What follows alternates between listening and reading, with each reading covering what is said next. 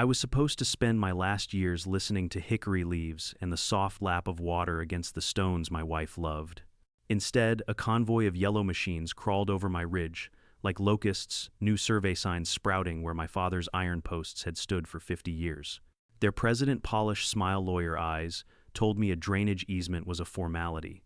Then her crew dropped a bulldozer blade into my dam and bled my pond dry, calling it mitigation. They thought they'd paved over an old man's memories. What they really did was remove the one thing keeping a historic floodplain quiet. I've spent a lifetime with rivers, and rivers remember. When the sky turned the color of bruise and their storm basins began to choke, I wasn't holding a grudge. I was holding a gate, and I had proof she knew all along. Before we dive in, drop your city and your local time in the comments. I want to see where you're watching from. When you've built things for a living, bridges, spillways, dams, you learn that strength isn't about concrete or rebar. It's about what you build on. The same is true for people. My name's Grant Whitaker, 66 years old, retired from the Army Corps of Engineers. I spent 4 decades drawing lines that held back water. When I finally came home to Maple County, I thought I'd earned a little peace. 48 acres of pine hickory and a small creek that curled through the middle like a vein of glass.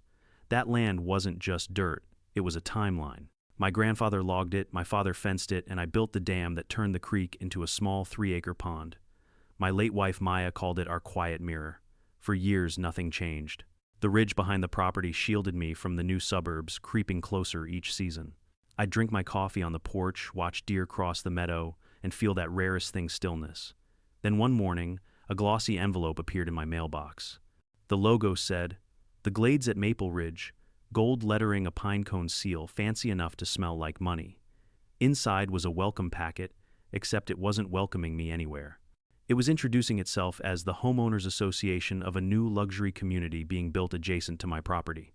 The letter talked about shared values and rising property harmony.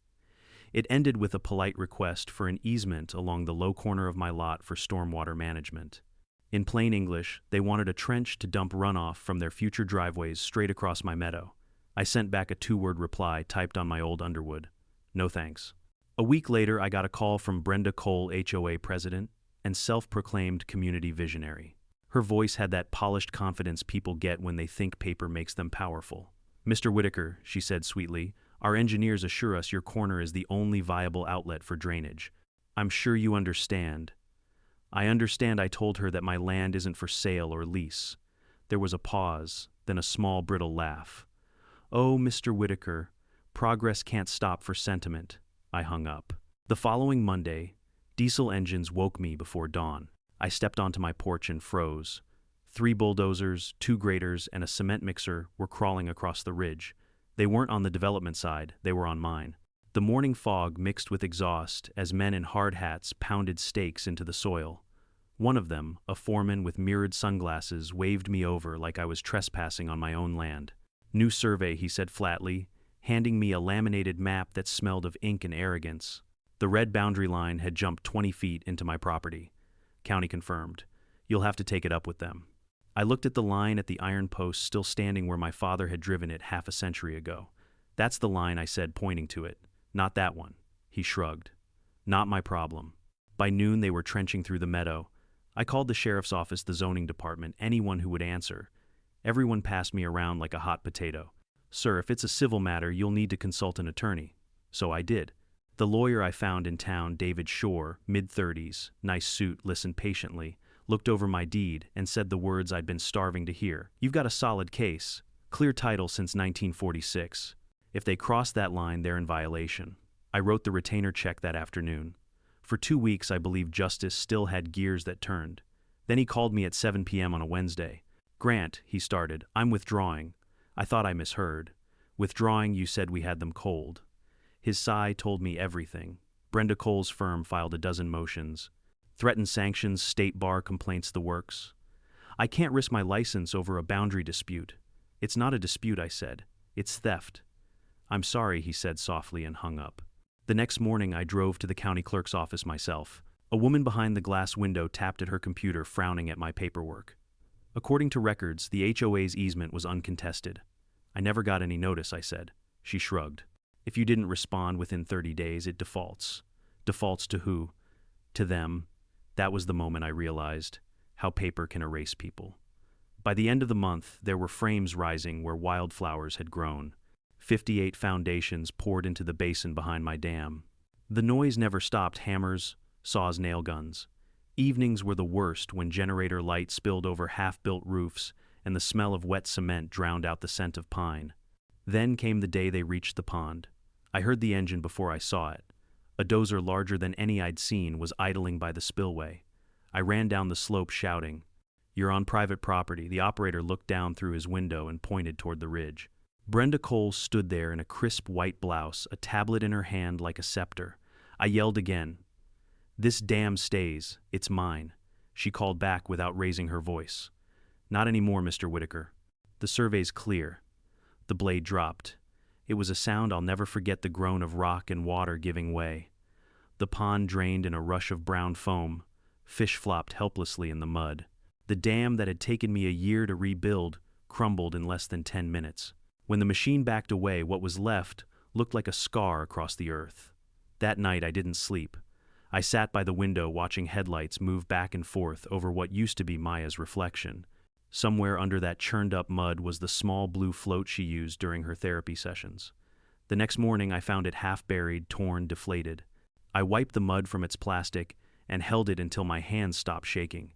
People talk about anger like it's fire. They're wrong. Real anger is cold. It doesn't burn, it sharpens. They thought they'd taken everything. But what they'd really done was show me what kind of war I was in. This wasn't about property lines or easements. It was about memory, about principle, about the idea that some things aren't for sale no matter how many papers you file. And if Brenda Cole wanted a fight built on paper, she was about to find out how solid rock feels when the water comes for it. The morning after they broke the dam, I woke to silence. Not peace, just the kind of silence that follows something being taken from you. The frogs were gone. The wind no longer carried the soft slap of water against the stones. Only the faint hum of heavy machinery echoed through the valley like a taunt. I stood at the edge of the old pond bed, boots sinking into mud, and stared at the cracked foundation of what used to hold back an entire ecosystem. It wasn't just water that drained out that day, it was my patience. I tried to go through the right channels, filed complaints, called the environmental department. They promised a site inspection, but when the inspectors finally came, they stayed 10 minutes, took a few pictures, and left in a shiny truck bearing the same contractor logo I'd seen on the bulldozers. Corruption doesn't always wear a mask. Sometimes it wears a reflective vest and carries a clipboard. I drove into town again and demanded to see the county surveyor. The man behind the counter looked younger than my grandson. "Mr. Whitaker," he said, "everything was processed according to code. The HOA's engineering plans were approved months ago, approved based on what I snapped. Topographical surveys, environmental impact. Those surveys are wrong," I interrupted, slapping my deed and the original 1946 plat map onto the counter. "My grandfather signed that himself. You're looking at stolen land." He sighed, adjusted his glasses, and lowered his voice. "Sir, it's out of my hands now. They've got permits, bonds, and insurance. It's too far along to stop. Too far along." That's the phrase people use when they've chosen convenience over conscience. On my way home, I stopped at the old diner off Route 12. Same cracked counter, same waitress who'd been pouring coffee since Nixon was president. She saw the mud on my boots and shook her head. "They finally tore up your place, huh?" "Not yet," I muttered. "But they're trying." She poured another cup. "You're Grant Whitaker. You don't bend easy. Just remember, water runs where it's meant to." That line stuck with me. That evening, I went to my workshop, the only other structure still standing untouched. It's an old pole barn reinforced with steel trusses. I welded myself back in '93. Inside, everything smelled of oil, paper, and iron. Against the back wall sat an old filing cabinet filled with blueprints, hundreds of them from my years with the Corps. Manuals, schematics, topographical drafts. But beneath all of it, sealed in a heavy cardboard tube, were my grandfather's original land papers. I hadn't opened them in decades. I set the tube on my drafting table, slit the wax seal, and unrolled the contents. The linen crackled with age. There it was, the 1913 U.S. Geological Survey flood map. I spread it out beside the HOA's newly filed development plans that I'd downloaded from the county website. It didn't take long to see the disaster forming. The entire low basin, the one where their million-dollar homes now stood, had once been classified as a seasonal floodplain. The dam my grandfather built wasn't ornamental, it was functional. It was the only thing keeping that land dry. I felt a chill crawl up my spine. Every nail they drove, every slab they poured was sitting on a ghost river that hadn't forgotten its path. I worked through the night overlaying their plans with the century-old survey. By sunrise, I had proof. Not just of theft, but of imminent catastrophe.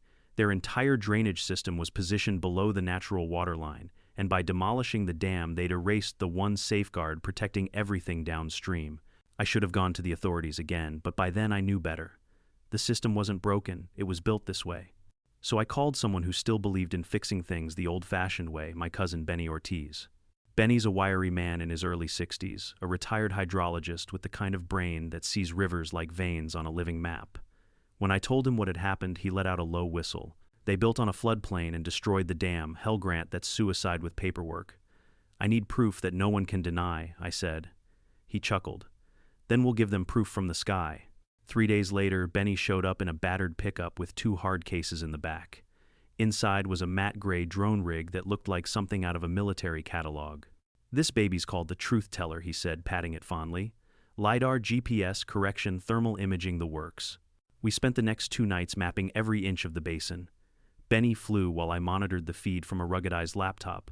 The laser scans rendered a perfect 3D model of the terrain, accurate down to the inch. When we overlaid it with my grandfather's map, the picture was undeniable. The new HOA houses sat 20 feet inside my legal boundary, and 6 of them were built directly over the creek's historical path. Jesus, Benny muttered. They didn't just cross the line, they paved over it. They'll deny it, I said. Not with this data. He grinned. You've got digital truth now. But the truth teller revealed something else, something worse. Along the southern ridge, just beyond the destroyed dam piles of construction debris, drywall, paint cans, insulation had been dumped into the gully. Their runoff wasn't just dirty, it was toxic. That's when the anger sharpened into purpose. I bought 6 motion-activated game cameras and mounted them along the access road the contractors were using. Within 48 hours, one of them caught headlights in the dark. A dump truck backing up its bed, tilting, spilling waste into my property. Time-stamped crystal clear. I finally had them not just in words or paper but in pixels. The next step was exposure. I compiled everything, the LiDAR scans, the drone, overlays, the photos of illegal dumping, and printed them in a binder thick as a phone book. Then I drove to the City Planning Commission meeting and signed up for the public comment period. When they called my name, I walked to the podium with that binder under my arm. Brenda Cole was there too, front row, wearing a red blazer like she was testifying before Congress. I laid out my evidence calmly, slide by slide. No shouting, no theatrics, just truth and geometry. For a moment, the room actually listened. A few members of the board leaned forward. Someone whispered. Then Brenda stood. Her voice was silk over steel. With all due respect to Mr. Whitaker, this matter has already been adjudicated. What you're seeing is a disgruntled individual misrepresenting historical data to obstruct community progress. The chairman looked relieved, like she'd handed him away to avoid responsibility. Thank you, Mr. Whitaker, he said briskly. We'll take it under advisement. And just like that, the gavel fell. A security guard politely guided me out before I could respond. Outside, the night air was heavy with rain. Benny waited by his truck, watching the live feed of the meeting on his phone. So they shut you down. Faster than a levee breach, I said. He looked at me for a long moment, then nodded slowly. Then it's time we stop asking for permission. That was the moment everything changed. The law had failed. The county had sold me out. The HOA thought I was finished. But what they'd built their empire on wasn't rock, it was paper. And I was the one who understood what happens when the paper gets wet. That night, I didn't go to sleep. Sleep was for people who trusted tomorrow. I stayed in the workshop with the lights off, listening to the hum of the rain gutter and the distant echo of machinery across the ridge. My desk was covered in maps and blueprints, old and new, every line glowing faintly under the lamplight like a web of consequences. I knew what Brenda Cole had done was criminal. But I also knew no one in this county was going to lift a finger to stop her. Around midnight, I got an email. The sender's address was gibberish, random letters and numbers, but the subject line made my pulse jump. You were right. Attached was a single PDF. I hesitated before opening it, expecting another threat, or maybe a virus. Instead, it was an internal email thread between Brenda and her lead construction engineer dated 6 months before the bulldozers ever arrived. The engineer had found the same 1,913 flood map I had and warned Brenda explicitly, the basin area shows historical flood risk. Recommend reinforcing the upstream dam before any grading. Her reply was short, cold, and final. The dam belongs to the old man. He's not selling. Proceed as planned. Worst case, we deal with some water. Best case, he dies before it's an issue. I read that line again and again. He dies before it's an issue. The cursor blinked at me like a heartbeat. They hadn't just trespassed. They'd gambled with my life and the safety of every family that would live downstream. By sunrise, I'd printed 3 copies and locked them in a steel drawer. For the first time, I realized I didn't just have evidence. I had leverage. Later that morning, I saw her again. Brenda pulled into my driveway in a black SUV, stepping out in high heels that sank into the gravel. She looked around like she was inspecting a property for sale. My property. Mr. Whitaker, she said with that same rehearsed sympathy. I came personally to resolve this amicably. The board authorized me to make you an offer. She handed me a manila envelope. Inside was a typed letter and a check. The number printed on it wouldn't have covered a decent used pickup. That's what you think this is worth? I asked quietly. She smiled, teeth perfect. It's more than fair compensation considering the circumstances. You could use it to retire somewhere peaceful. I already did, I said. Her tone sharpened. You can take the offer or deal with county enforcement. I noticed your workshop wiring isn't permitted. And the property taxes, well, you're a little behind, aren't you? It'd be a shame if Adult Protective Services thought a man your age was living in unsafe conditions. For a second, I just looked at her. Not as a villain, but as someone who thought she'd already won. That was her mistake. I folded the check in half, then in half again, and dropped it into the mud. No thank you, I said. Her eyes flashed. You don't have a choice, Mr. Whitaker. I turned away. You built wrong, I said, my voice even. And nature keeps receipts. She left in a spray of gravel tires, spitting dust, but I didn't watch her go. I was already thinking, already planning. That night, I walked the creek with a lantern, tracing the old contours by memory. The air was thick, with the smell of wet clay and pine. Every bend, every low pocket of earth whispered what the water wanted to do. I didn't need to rebuild the dam, not yet. I just needed to give the creek a clear path when the time came.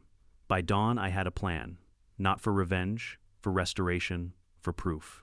Over the next week, I bought salvaged steel plates from an old mill, hydraulic actuators from a scrapyard, and enough concrete mix to rebuild the Roman Empire. My neighbors probably thought I was losing it, an old man stockpiling hardware. But what I was building wasn't just a dam, it was a truth machine. The design was simple, a reinforced spillway with a remote-controlled gate. Nothing electronic, just mechanical levers, gears, and water pressure. When triggered, the gate would release the water in a controlled surge, following the natural path of the old floodplain, not destruction demonstration. If it worked, it would expose every lie Brenda's engineers had buried under paperwork. While I worked, Benny handled the digital front. He created backups of every drone file, every LiDAR scan, every photo of the dump site, and stored them in encrypted drives labeled insurance. The more we uncovered, the deeper the rot seemed to go. County officials had approved the HOA's drainage plans without even reviewing soil compaction reports. The whole thing was a house of cards waiting for wind. But wind wasn't coming. Water was. Forecasts called for a once-in-a-decade storm front rolling in from the west, heavy rainfall, flash flood warnings. The kind of weather the dam was originally built to handle. Except now the dam was gone. The HOA's engineers had built new retention ponds lower than the creek's natural elevation, bragging in glossy brochures about their eco-friendly water features. All they'd really built was a funnel aimed straight at their own homes. The day before the storm hit, I finished welding the final steel lock on the new gate. I ran a pressure test using the generator pump solid airtight. I mounted a small sensor that would feed live data to my laptop. Then I sat on the porch staring at the horizon. Gray clouds were gathering thick as smoke. That evening, Benny stopped by. You sure about this? He asked, leaning on the porch rail. Once that water moves, there's no stopping it. I nodded. I'm not destroying anything. I'm just letting the truth flow where it's supposed to. He grinned, slow and tired, spoken like a man who still believes nature's the best lawyer. We shared a quiet laugh, then he pulled a drone controller from his coat. I'll be your witness, he said. When the first drops hit the tin roof that night, I wasn't scared. I'd seen floods, I'd seen dams fail, but this time I wasn't the one holding back the river. I was the one who'd learned how to listen to it. The rain came steady through the night, turning soil to sponge creeks to torrents. By morning, the low-lying fields were shimmering pools. On my laptop, the pressure gauge climbed 40 pounds per square inches, then 55, then 70. At 80, the new dam began to hum with the power behind it. Benny's voice crackled through the speaker. Their retention ponds are overflowing, Grant. Basement's already taking on water. I watched the live drone feed roofs shining with rain, HOA trucks stalled in rising pools. Brenda herself stood outside her model home, yelling into a phone hair plastered a red umbrella flipping inside out. "Your call, cousin," Benny said. I reached for the switch on my workbench. It was a small red-guarded toggle, simple and final. Time to show them what happens when you build on lies. I flipped it. There was no explosion, no cinematic roar, just a deep, satisfying thunk as the steel pins released. Then a heartbeat later, the water surged forward. Controlled, precise, unstoppable. The creek leapt to life, carving its ancestral path through the basin, filling every illegal foundation with the truth they'd tried to bury. I didn't cheer. I didn't even smile. I just watched as the water reclaimed what was always its own. When the dam gate opened, it was like the world exhaled. The water didn't explode. It breathed slow, heavy, and inevitable. The rain was relentless now, sheets of silver beating down as if the sky itself was helping me write the final truth into the land. Through the drone feed, I watched the flood follow every contour of the map. I'd memorized the water coiled through the gullies over the scarred clay and into the hollow where the HOA had built its parade of luxury homes. Each one stood on what used to be the floodplain, flat, low, and perfectly wrong. I'd warned them. The 1913 map had warned them.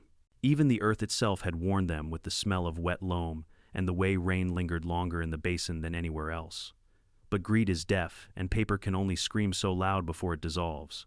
I stood in my workshop doorway, soaked to the bone as the roar built from a murmur to a steady thunder. I wasn't watching destruction, I was watching correction. Benny's voice crackled through the speaker on the desk. "Grant, you seeing this? Their lower cul-de-sac's gone. Retention pond number 2 just overflowed straight into the model homes." I leaned closer to the monitor. Brenda was out there, tiny on the screen, but unmistakable even through the grainy rain distortion. Her red blazer looked like a bleeding flag against the gray.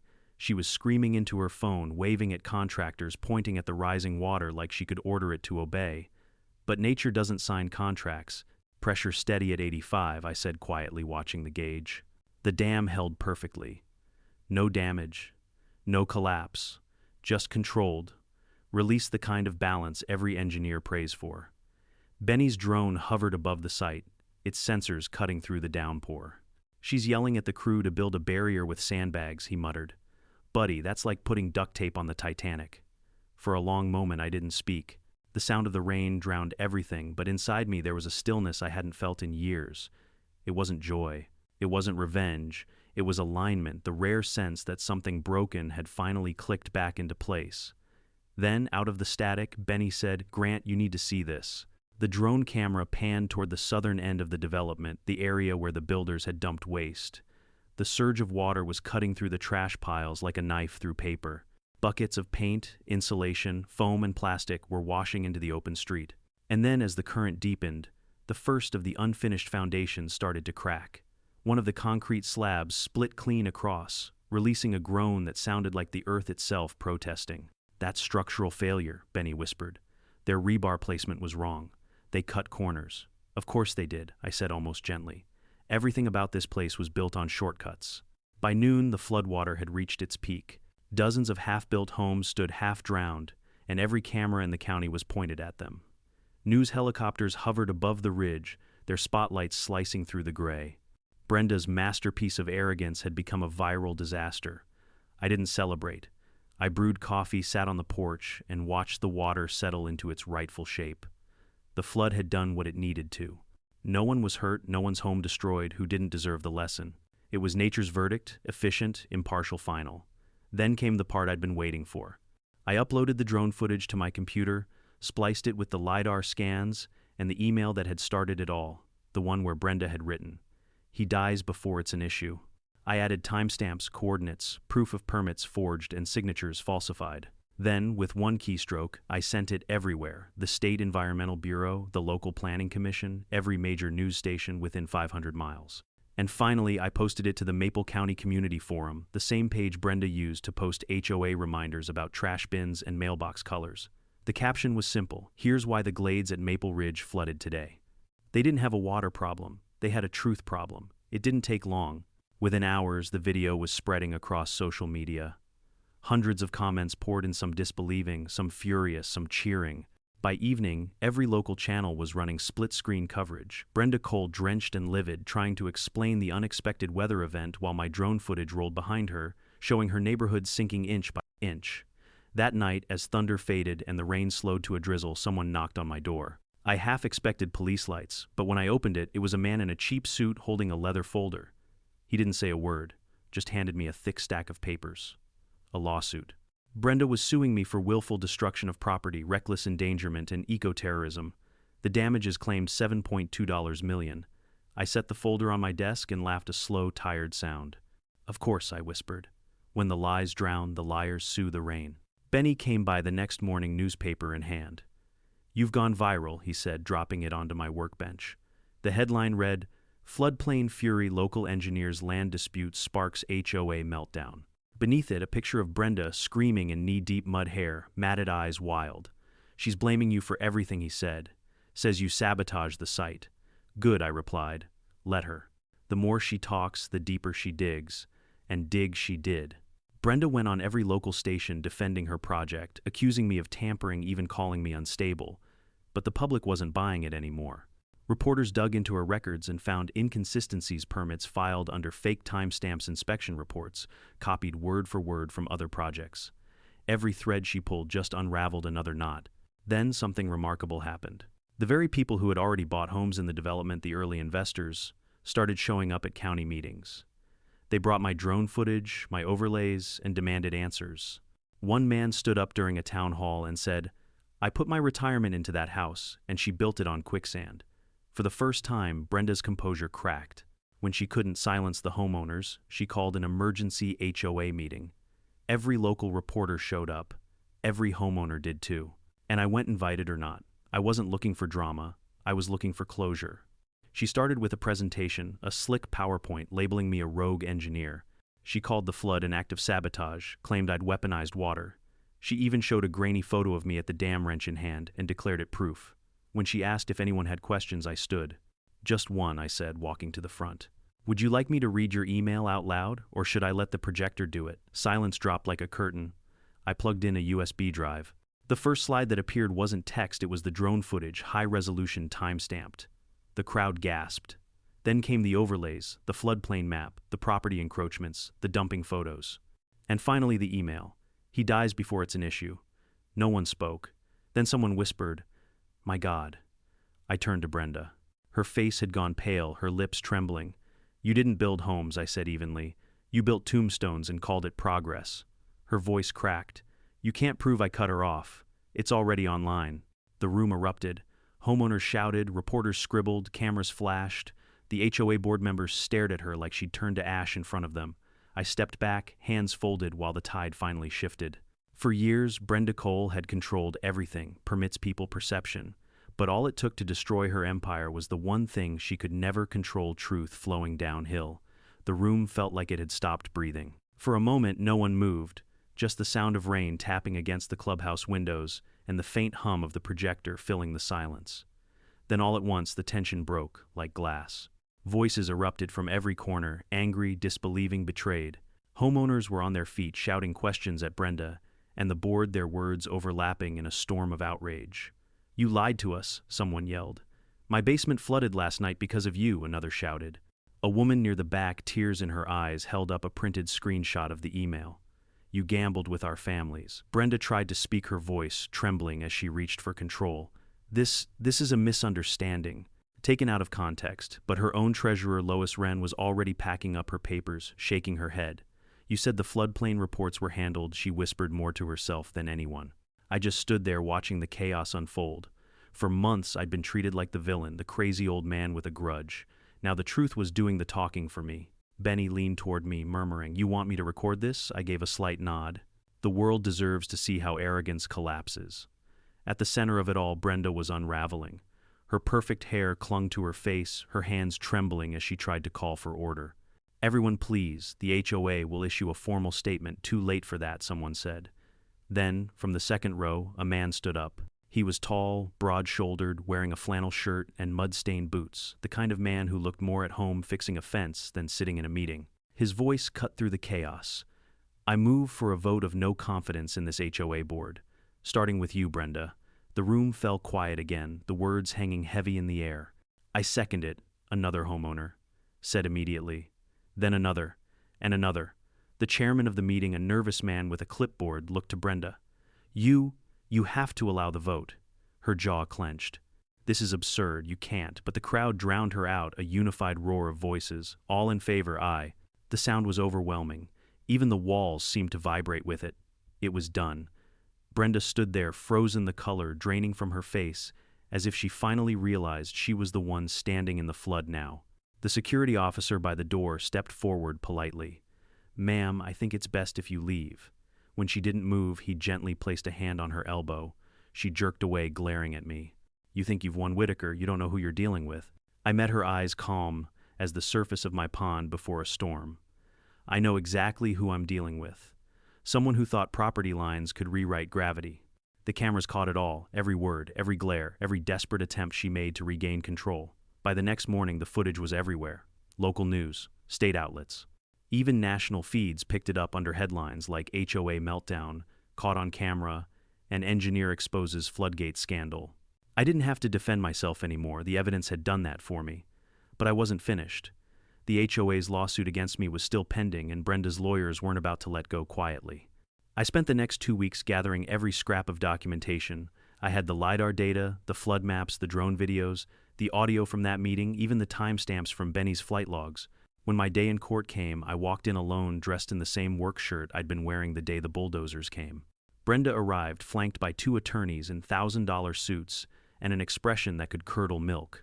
The judge, a stern woman with steel-gray hair and a stare that could slice concrete, opened the session by asking Brenda's counsel to present their argument. They went on for nearly an hour, weaving a tale of eco-terrorism and malicious intent. According to them, I had sabotaged a construction project vital to community development. When they finally finished, the judge turned to me. Mr. Whitaker, would you like to respond?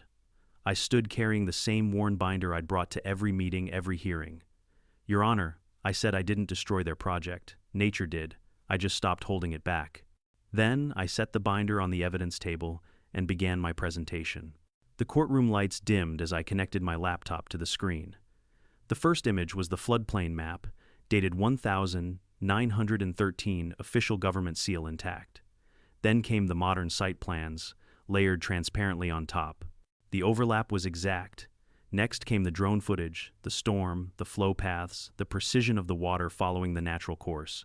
I narrated calmly, pointing out how the dam's removal led directly to the surge path through the HOA's illegal builds. Finally, I played the audio clip of Brenda's email. When the words "he dies before it's an issue" echoed through the courtroom speakers, you could feel the oxygen leave the room.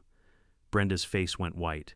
The judge adjusted her glasses, staring over them at Brenda's lawyers. Do you dispute the authenticity of this evidence? They mumbled something about context. She raised an eyebrow. The context is quite clear. Her gavel struck once. Case dismissed with prejudice. It was over in 5 words. The HOA couldn't sue me again, couldn't touch my property, couldn't rewrite a single inch of what had already been proven. Brenda didn't wait for the reporters outside.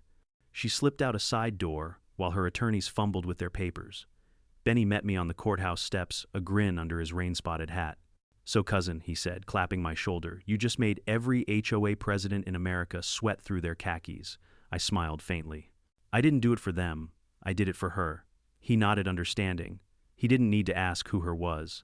Over the following weeks, the ripple effects spread. The county launched an investigation into the permits.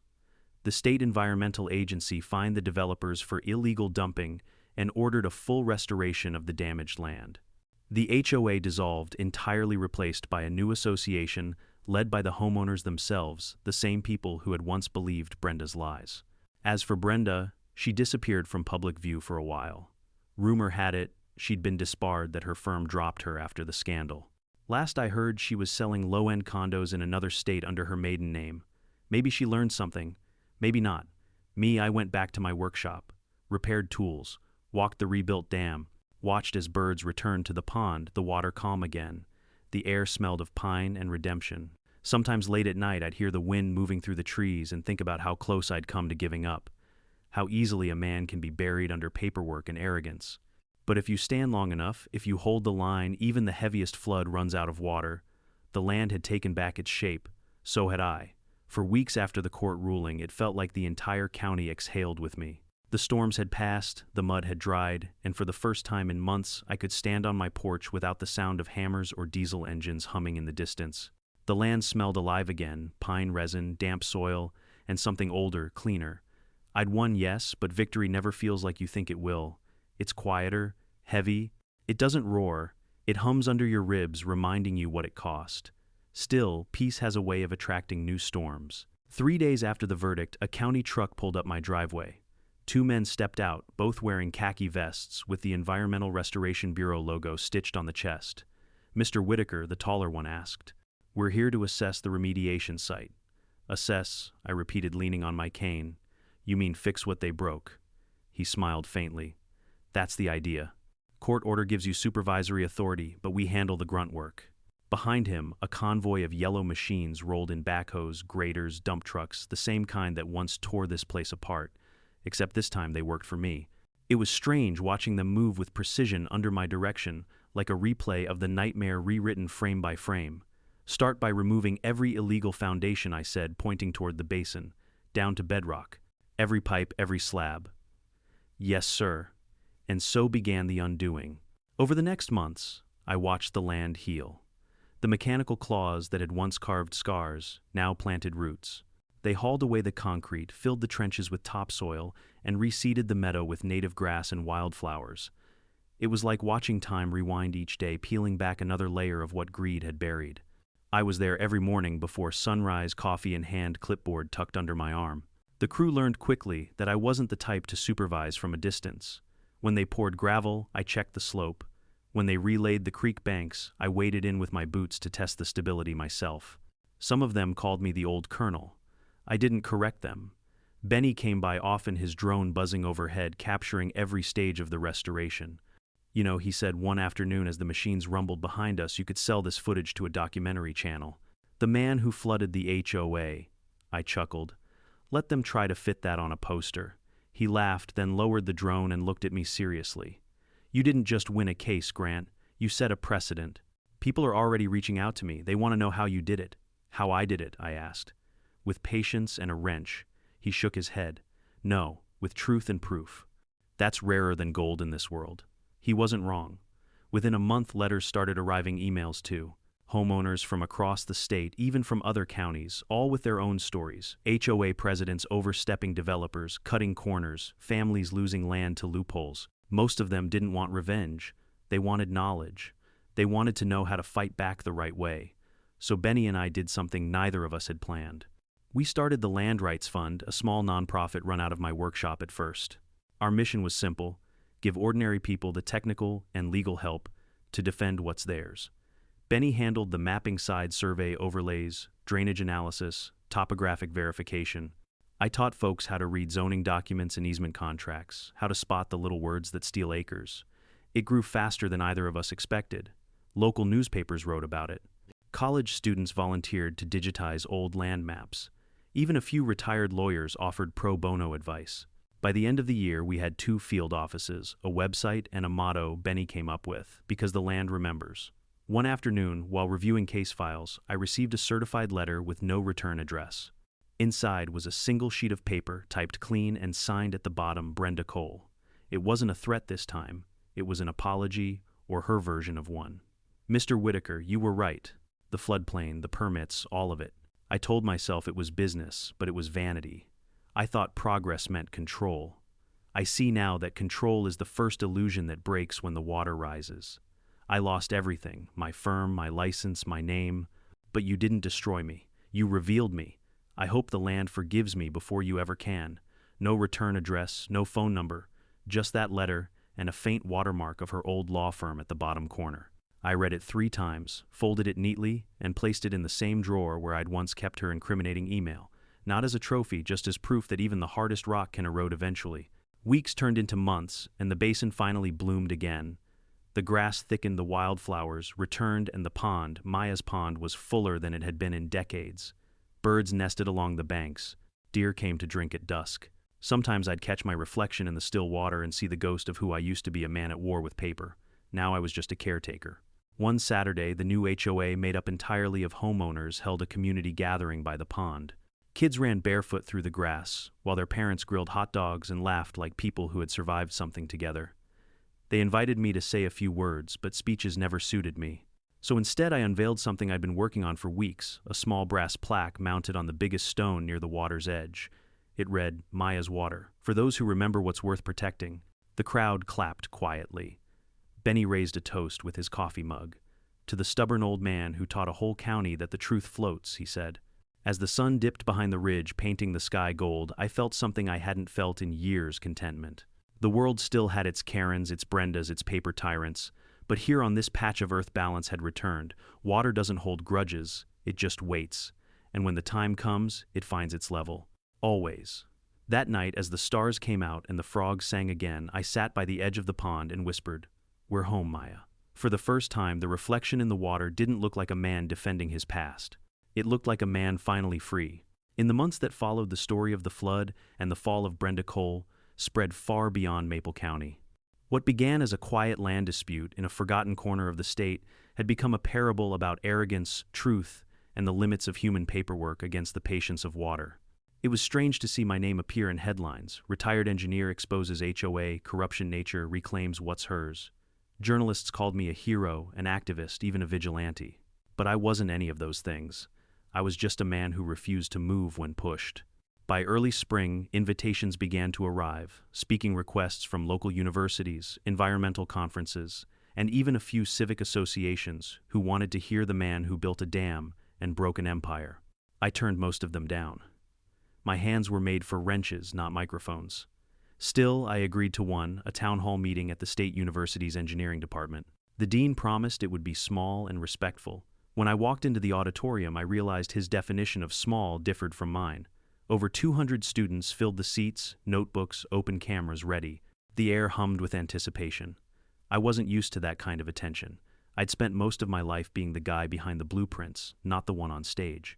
They played a short video montage of drone footage, Benny's clips, showing the before and after of the dam, the flood, the restoration.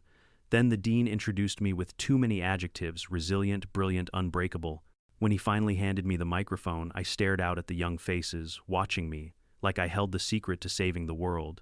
"Engineering," I began, "isn't about building things, it's about understanding things. You don't fight nature, you cooperate with her. The minute you try to control her, she reminds you who's in charge."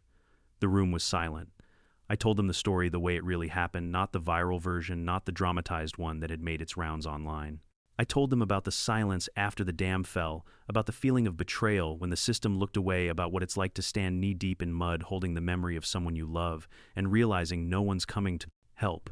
When you design something, I said, remember this: everything you build leaves a fingerprint on the land.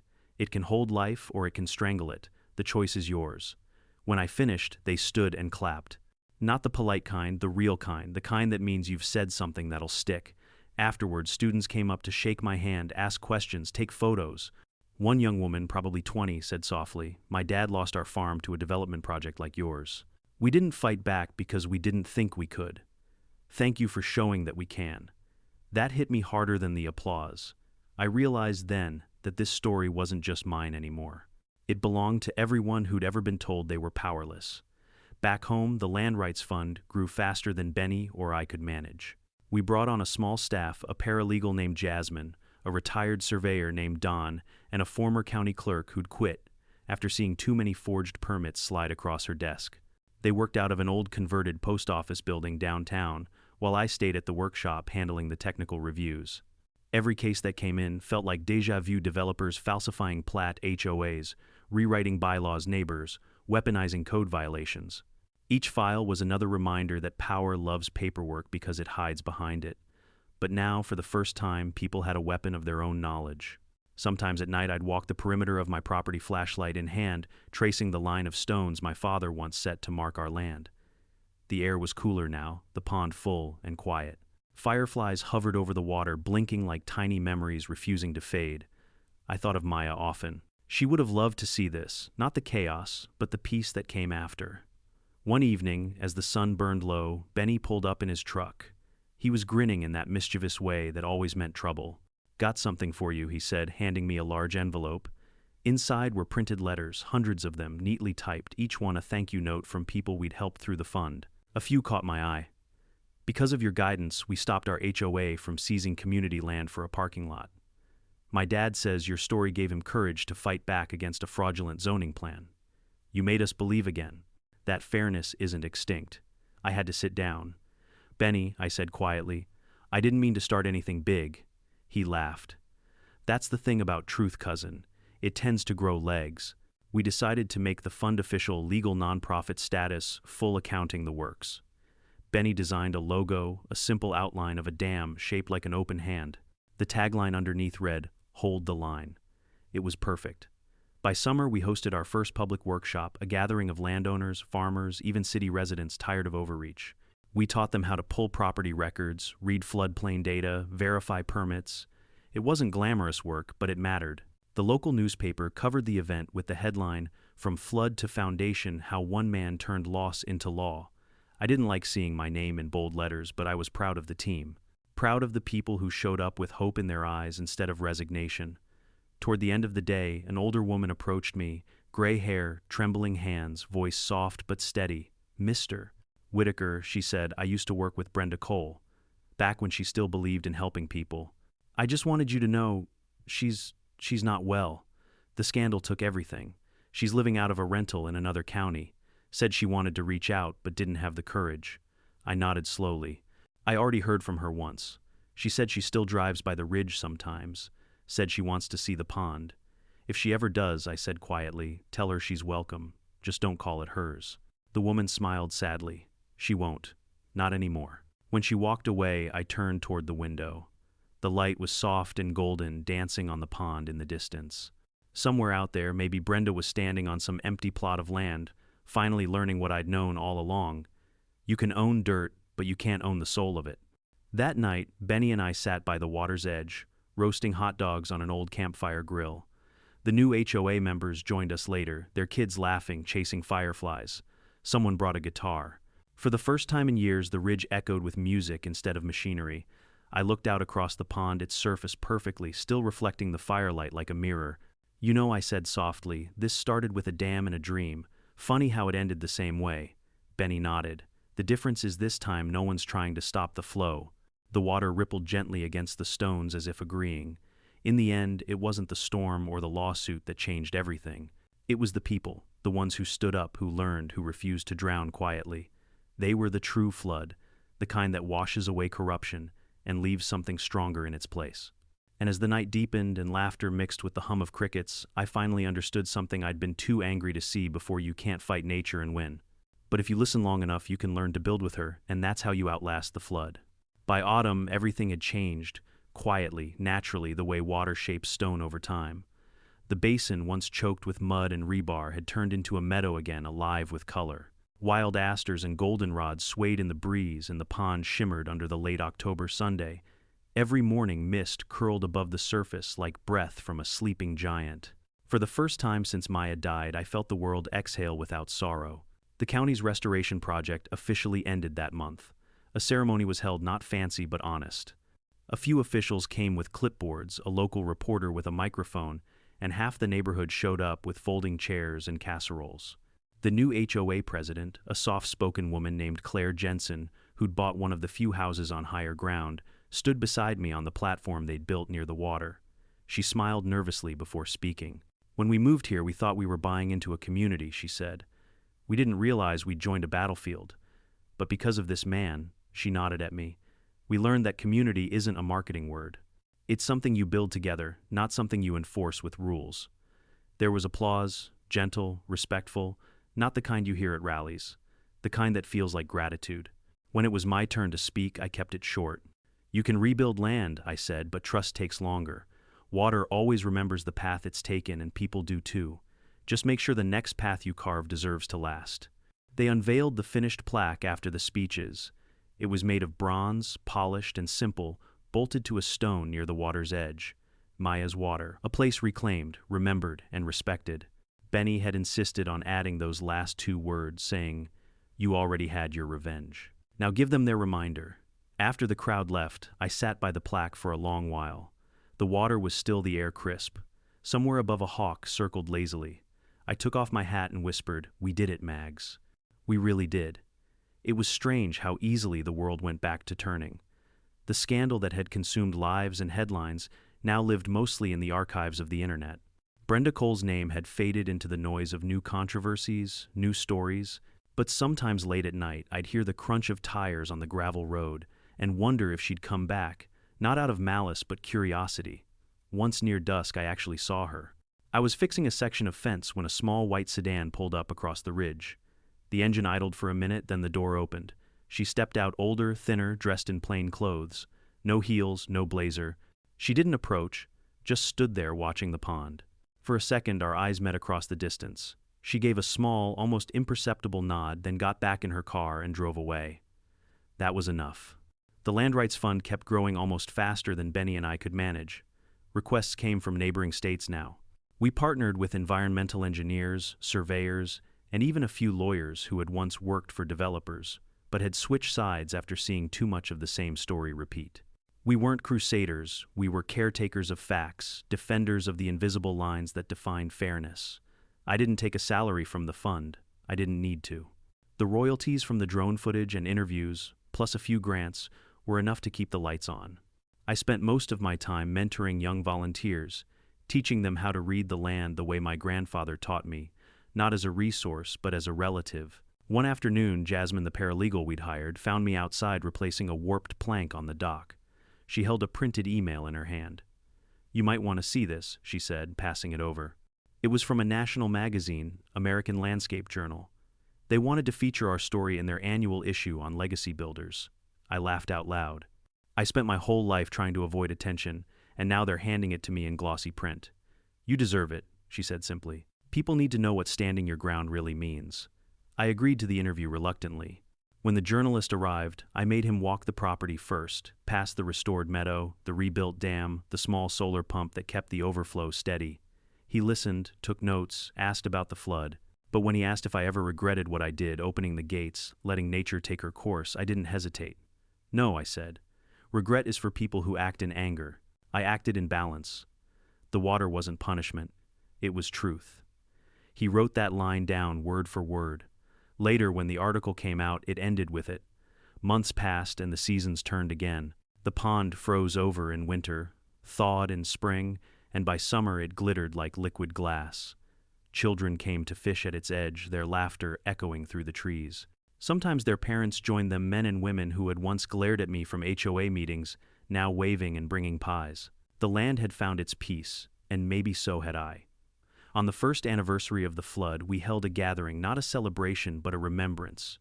People from all over came, homeowners, county workers, even a few from the media. Benny brought his drone again, this time not for evidence but for beauty. The footage showed the pond gleaming like a jewel set in green, the dam steady and strong. During the ceremony, Claire handed me a sealed folder. "From the county," she said. "Official notice that the easement filed by the old HOA has been permanently revoked. The land is legally restored to your family estate." I took the paper, but my hands didn't shake. The fight was long over. What mattered now wasn't the deed, but what we'd done with it. After the speeches, as people began to leave, I stayed behind. The sunset spilled gold over the water. Benny stood next to me, hands in his pockets. "You ever think about what she'd say if she saw this?" he asked. "Maya." "Yeah." I smiled faintly. "She'd tell me to stop tinkering and sit down. Probably remind me that I can't fix everything. Think you'd listen? Not a chance." We laughed quietly. As the last of the guests disappeared down the gravel road, I noticed something glowing near the edge of the pond, a small blue ring half buried in the reeds. The same kind Maya used for therapy, the one I thought I'd lost years ago. The flood must have carried it out, and somehow the current brought it back. I picked it up, wiped the mud away, and set it gently on the stone beneath the plaque. There are stories that end with destruction, and others that end with rebuilding. But the best ones, the ones worth remembering, end with restoration. That night, the frogs sang, the water lapped softly against the bank, and the stars reflected perfectly on the surface, like the world had been made new. For the first time, I didn't see the dam or the flood or the fight. I just saw the light